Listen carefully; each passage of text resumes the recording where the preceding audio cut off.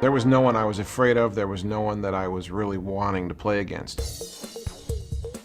He knows when to take risks and he knows when to play tight.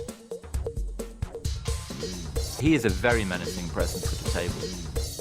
$5 million.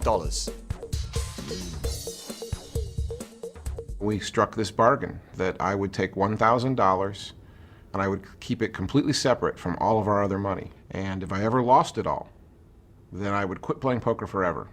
I increased that bankroll quite quickly and kept moving up the ladder to the biggest games. From 800 runners the previous year to 2,500. I probably put my chances of winning in 2004 at about 1 in 1,000.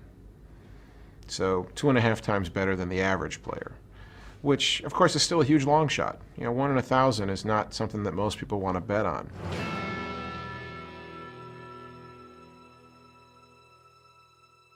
He puts those goo-goo glasses on, and they're just too scared to look at him. I found these glasses in the Tower of Terror gift shop in Florida. I'm playing a hand against this guy and I raise him. And he's counting out my raise and he's just looking down at his chips. And so I get my glasses out, put them on, look up at him and just sit there and wait. A few seconds later he finishes counting his chips and he looks up at me and he just jumps. He almost knocks his chair over backwards. He's sitting there saying, "What the bleep is this?" He grabs his cards, throws them to the dealer, and he says, "I don't even know what to think anymore." And I thought to myself, well, maybe this isn't a one-time joke. Greg Raymer made a pretty immediate impact on the World Series because I believe that at the end of day 2 he was already chip leader and he retained that chip lead throughout every single day of the tournament. There was no one I was afraid of. There was no one that I was really wanting to play against. I mean, only in the generic sense that if you're a good player, I'd rather not have you at my table, and if you're a bad player, I'd love to have you at my table. Love that hand. 8 of spades, 8 of diamonds. I have something like 18 million chips, and he has like 7 million chips. So we have lots of play left. He's first to act, he has the button. He raises to 300,000. I look down at my pair of 8s. I would frequently re-raise with that hand, but I just called. Because I thought this way, if he does have a good hand, if he has like ace king, if he has something like that, then I can get him to put maybe all of his chips in the pot.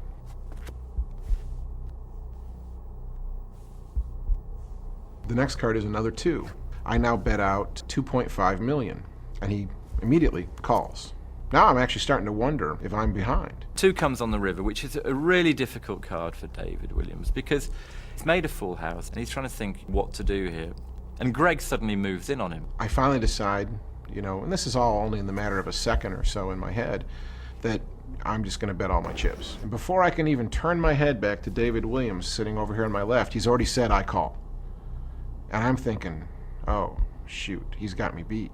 You can't call that fast and not be able to beat this hand.